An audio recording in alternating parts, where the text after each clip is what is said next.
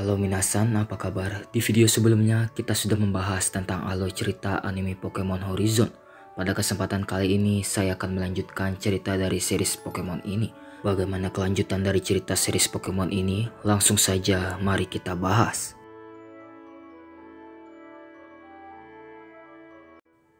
Pada episode kali ini, kita diperlihatkan Ametio yang sedang pergi ke arah Liko untuk segera menangkapnya. Akan tetapi setelah beberapa saat, pendan milik Liko bersinar kembali. Hal tersebut bersamaan dengan monster ball milik Roy. Hal itu membuat Ametio tidak bisa menyerangnya. Di saat Frit ingin menolong mereka, Frit dihadang oleh rekan-rekannya Ametio. Di saat itu juga Ametio berpikir menyerang dengan secara tiba-tiba tidak akan membuahkan hasil. Oleh karena itu, mereka pun melakukan Pokemon Battle. Pada saat melakukan Pokemon Battle, Liko dan Roy mengalami kekalahan telak karena Pokemon milik mereka tidak sebanding dengan kekuatan milik Ametio. Seketika itu juga, pendan Liko dan juga monster ball kuno milik Roy mengeluarkan sebuah cahaya yang sangat terang. Pada saat itu juga, monster ball kuno milik Roy mengeluarkan sebuah Pokemon Shiny Rayquaza yang membuat Ametio dan lainnya sempat terkejut.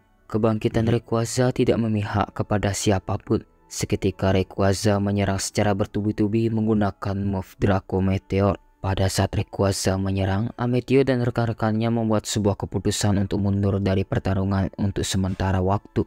Rayquaza yang marah sempat melihat Liko dan saling bertatap-tatapan. Seketika itu juga Rayquaza pun pergi dengan sendirinya, meninggalkan mereka terbang ke atas udara. Setelah Rayquaza dan anggota Explorers pergi, akhirnya kondisi telah kembali normal, serta kapal mereka juga sudah berhasil diperbaiki untuk melanjutkan petualangan mereka lagi. Singkat cerita, Liko, Roy dan juga Frit berada di kediaman kakeknya Roy untuk membicarakan perihal tentang Rayquaza hitam yang sempat berada di monster ball kuno milik Roy. Mereka mempertanyakan alasan mengapa Rayquaza hitam bisa berada di monster ball kuno milik Roy.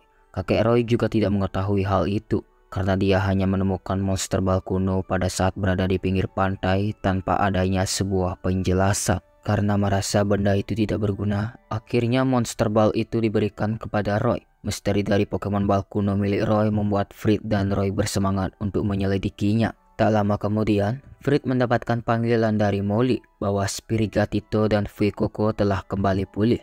Mendengar perkataan itu, Liko dan Roy bersemangat untuk melihat kondisi mereka berdua. Setelah sampai di depan kapal, Roy memanggil Fuecoco dengan berkata bahwa dia ingin tetap bersama dengan Fuecoco. Tak disangka Fuecoco yang mendengar hal itu pun keluar dari kapal dan ia mengeluarkan sebuah Pokeball dari dalam mulutnya yang menandakan bahwa dia bersiap menjadi partner dari seorang trainer yang tidak lain dan tidak bukan adalah Roy itu sendiri. Roy pun dengan senang hati menangkap Fuecoco dengan Pokeball yang diberikannya dan sekarang Fuecoco telah resmi menjadi partner dari seorang trainer itu sendiri dan tidak lain adalah Roy. Frit mengucapkan selamat kepada Roy karena telah mendapatkan Fuecoco. Frit juga mengucapkan salam perpisahan dengan Fuecoco dan juga Roy bahwa mereka akan melanjutkan perjalanan mereka menuju Paldea Region. Mendengar hal itu, Roy sangat sedih karena Roy tidak ingin berpisah dengan mereka. Kemudian Liko memberi saran kepada Roy untuk meminta izin dengan kakeknya untuk ikut berpetualang bersama dengan mereka. Dan tak disangka kakeknya Roy datang ke tempat mereka dan kakek Roy telah mendengar apa yang telah mereka katakan.